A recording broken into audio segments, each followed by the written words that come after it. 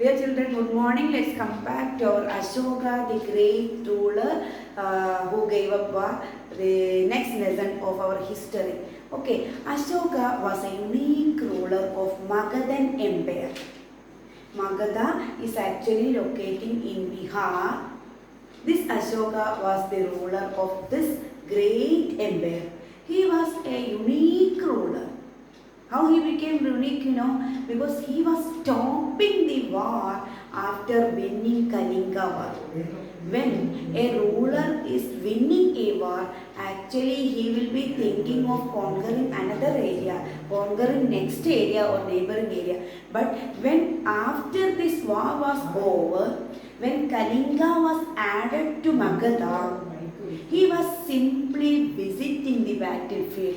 At that time, he was completely shocked to see the bloodshed and sufferings or horrified scenes in this battlefield. Many people were crying there. Many people were losing their life. Almost 1 lakh people were died. 1.5 lakh people were injured. So thinking of the family, thinking of these injured people, thinking of this dead one or the people who were slaughtered in this battle, he was completely shocked. Actually, he was responsible for this martial act, right? Because he was ordering the soldiers to kill these poor people, no? So because of this horrified scenery, after reaching his court, Ashoka was completely changing his attitude against war. He was completely stopping the war. He ordered in his kingdom that now onwards I am going to stop the war. No type of quarreling, no type of conflict will be allowed in my country. That is the peculiarity of Ashoka the Great. And because of this reason, he became very famous. He was a unique ruler. He was unique in one more sense. What was the second reason he was known to be a unique ruler, Because Ashoka started propagating the ideas of Buddhism in his empire called Magadha. What is the peculiarity of Buddhist ideas? Yes, Sri Buddha was putting forward a great ideal for humanity that's called non-violence. To each and every creature, its life is important. To me, my life, my family's life is very important. To you people, your life and your belongings are very important. So I should respect you. You should respect me. We should respect each other. So mutual respect is promoted by Sri Buddha. This idea was greatly attracted by our great ruler called Ashoka. So he wanted to propagate this idea, spread this idea of non-violence. Non-violence to stop all type of fighting, love everyone, promote compassion. What's the meaning of compassion? Kindness. Promote kindness among the people. So this idea he wanted to propagate, and at the time of propagating this, Ashoka was using inscriptions. These inscriptions were done through a peculiar native language or common language called Praga. That's why, or because of these two reasons, Ashoka became a unique ruler in world history. What are the two reasons? First one, it is he was stopping the war after winning a war. Second one, started inscribing or asking his messengers to build inscriptions in the native language called Praga. That's why he became so famous. And this Ashoka, I told you earlier, he was belonging to Magadhan Empire, Magadha, and which was the dynasty. What's the meaning of dynasty? Dynasty means when the same family members are ruling over a peculiar territory or kingdom or empire continuously, it's called a dynasty. After the father, son will be ruling. After him, his son or daughter will be ruling. This system is called a dynasty. Ashoka belonged to Mauryan dynasty. belonged to Mauryan dynasty. And who was the founder of Mauryan dynasty? We have to talk now. This Mauryan dynasty was founded by the grandfather of Ashoka called Chandragupta Maurya. He was also very famous, very mighty, very powerful and courageous, smart ruler. Chandragupta Maurya. Chandragupta Maurya was the forefather or grandfather of Ashoka the Great. He was the founder of Mauryan dynasty when he was ruling over Magadha. Who was ruling over Magadha? When Chandragupta Maurya was ruling over Magadha, this Magadha was visited, or Magadha was decorated or adorned by the court poet called Vishnugupta or Kaunilya or Chanakya. This Vishnugupta was famous as the author of a very famous book called Arthashastra. Vishnugupta was the author of Arthashastra.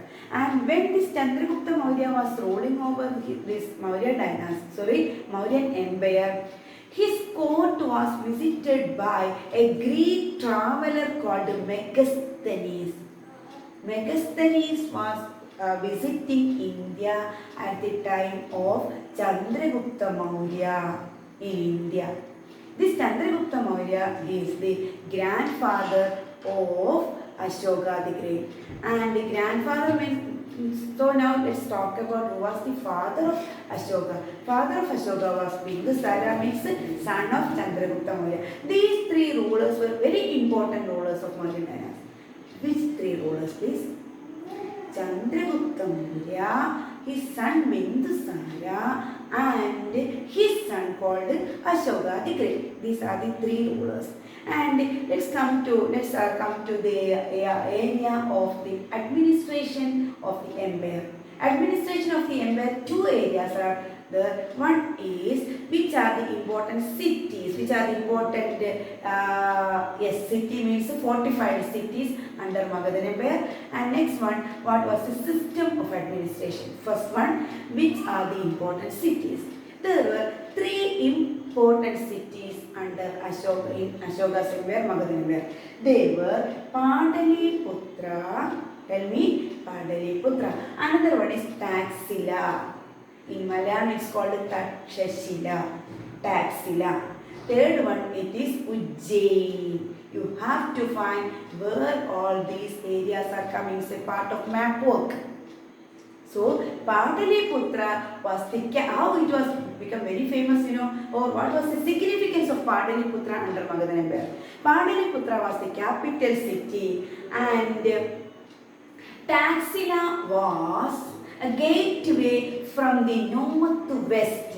When some foreign merchants or foreign propagators of certain religion wanted to come to India, they were passing through Taxila. So Taxila is called gateway from the north to west part, north to west frontier countries, north to west border countries. And Ujjain was actually a gateway, an entrance from the North India to South India. Ujjain was the entrance or gateway from north part of India to the south part of India. So that is why these three cities were very important. Let's come back again or repeat. There were three important cities. Padaliputra is important as the capital city. Taxila was important as the gateway from north to west part of foreign countries. And Ujjain was important as a gateway from North India to South India. And what was the system of administration? There were Ashoka or Magadhan rulers were following a hierarchical system of administration, one upon another. One is controlling another, one will be subordinate, like that. On the top there were emperor. Emperor was the supreme power. Emperor was the final authority or supreme power. After emperor or below emperor, there were certain officials. They may be collecting taxes or handling these day-to-day dealings or day-to-day working of the empire. And below these officials, there were certain messengers. These messengers, their duty was to take care of the propagating Buddhist idea of non-violence. Propagating the Buddhist idea of non-violence. For the messengers were two types of messengers. Some messengers were asked to propagate this Buddhist idea inside the country, but some were asked to propagate this non-violence idea in the foreign countries like Egypt, Iran, Sri Lanka, etc. So these were another officials, messengers. Below messengers there were spies, spies, a secret police like that. Yes, these spies were actually observing the officials. In case officials are having certain or conducting certain malpractices, it was supervised by spies. In such a way, there was a hierarchical system of administration in Magadha or Mauryan Empire. Final ruler, final authority was emperor. Below emperor there were officials, and below the messengers, below them spies, etc., etc., etc. These were the system of administration. And Ashoka's great ideal, his aim or goal was to propagate Dharma ideas of Buddhism or non-violence ideas. But at the time of this propagation of this idea, Ashoka was facing a lot of problems. He was facing actually many problems. Which are the problems faced by Ashoka in this regard? There were many problems. First one, it is conflict in between different religious believers. In his empire, many types of religious believers were existing, were living. So conflict in between many different or many religious followers. Next one, conflict in between families or among families. Conflict is in the families. Next problem he was suffering, animals were sacrificed.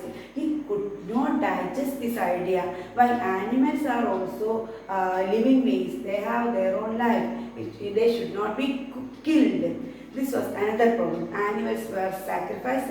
And last one, slaves and servants were ill-treated. What's the meaning of ill-treating? Humiliating, not at all respecting. Slaves and servants, they are also human beings.